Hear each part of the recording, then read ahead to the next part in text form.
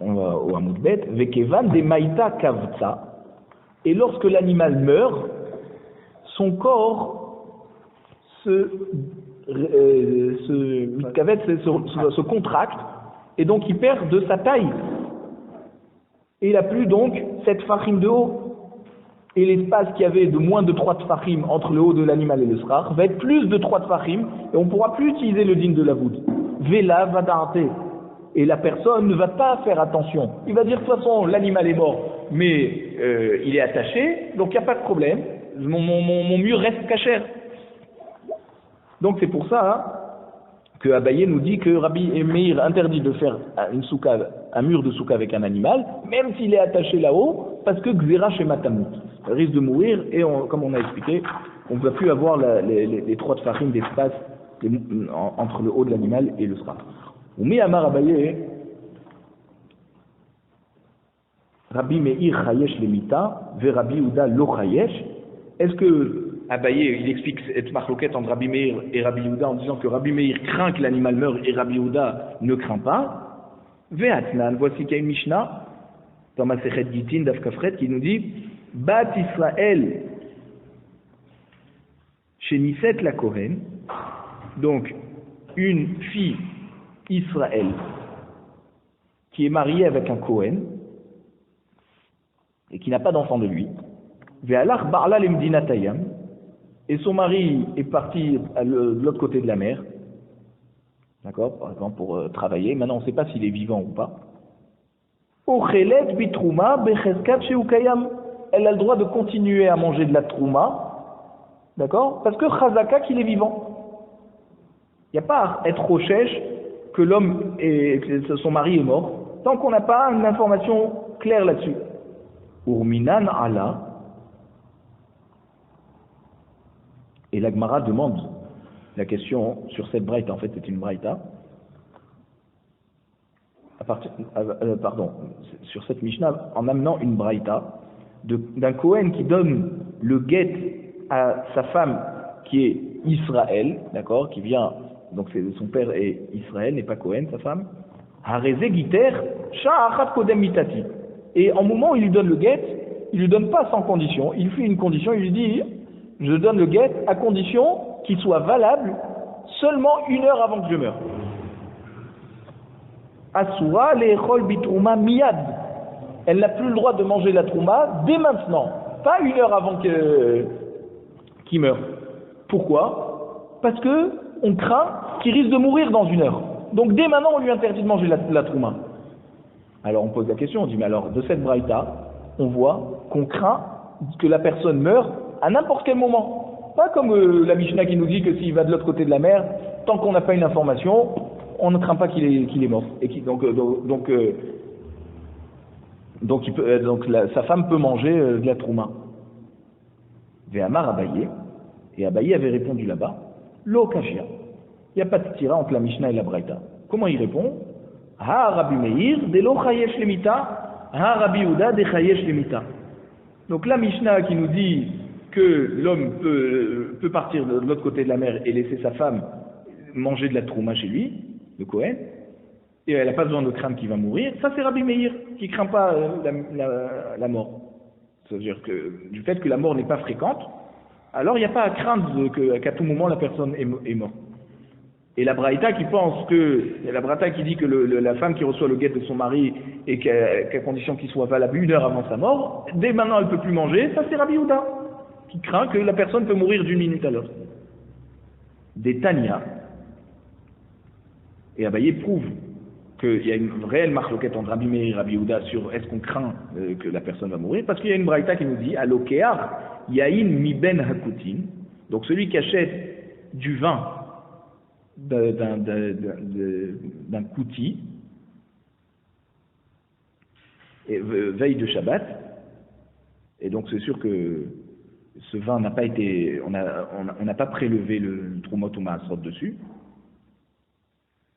et il n'a pas le temps de prélever les Trumot ou Maasrot avant Shabbat, parce qu'il a acheté ça vraiment juste avant l'entrée de Shabbat. Omer, il dit comme ça, Shne lugin she'ani atid le'afrish, donc on parle de quelqu'un qui a acheté, admettons, 100 lougs. Alors il va prendre juste 2 lougim en tant que trouma. Alors il dit les 2 lougim que je vais être mafriche, que je vais prélever, ils auront un digne de trouma. Maintenant, d'accord, la trouma se trouve dans le kéli. Il a acheté une grande jarre, ou un grand tonneau de 100 lougim. Asara ma'aser rishon. Maintenant, les 10 lougim que je vais prélever de ces 100 lougim, ils seront ma'aser rishon, c'est 10%. Tish'a, des 9 lougim que je vais prélever, puisque j'ai déjà prélevé 10, donc il m'en reste 90. Ouais. Sur ces 90, je dois prélever encore 10%. Donc 9 que je vais prélever, après que j'aurai prélevé le Maaser Rishon, ils auront un dit de Maaser Sheni. Ou Mechel, et donc il est Mechalel, le Maaser Sheni, sur des pièces qu'il a chez lui à la maison, ok, Shabbat. Juste avant Shabbat, tout ça. Veshote Miyad divrei Rabbi Meir. Et il peut boire tout de suite, d'après Rabbi Meir.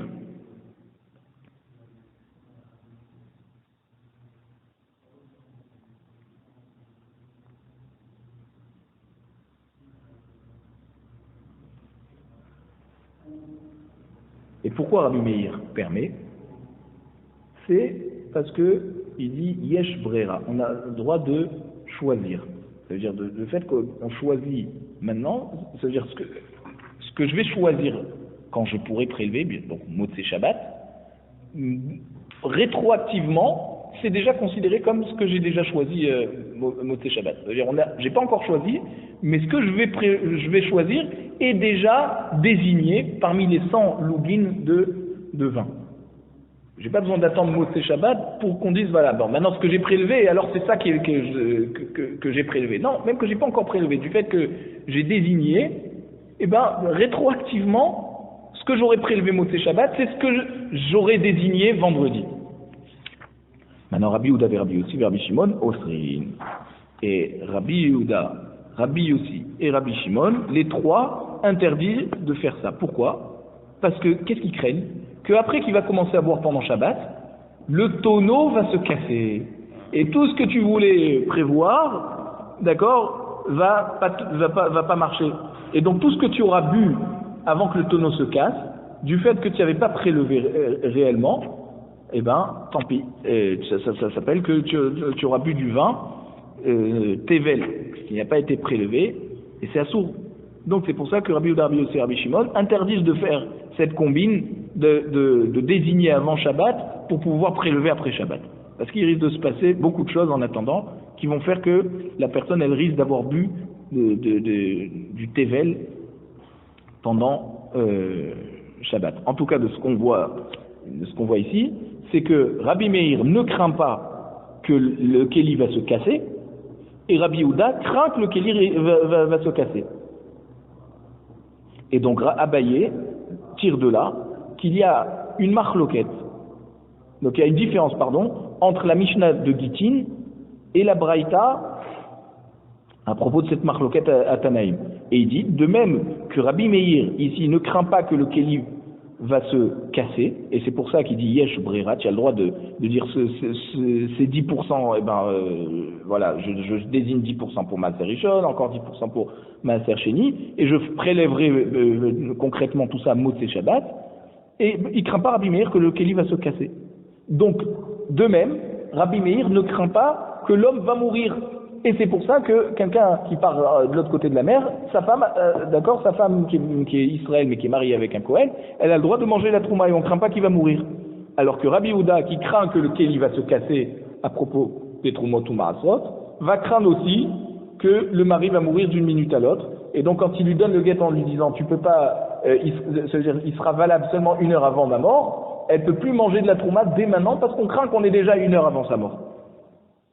C'est comme ça qu'Abaye fait le parallèle entre cette marloquette de Rabbi Meir et Rabbi Yehuda dans Trumot ou Maasrot et dans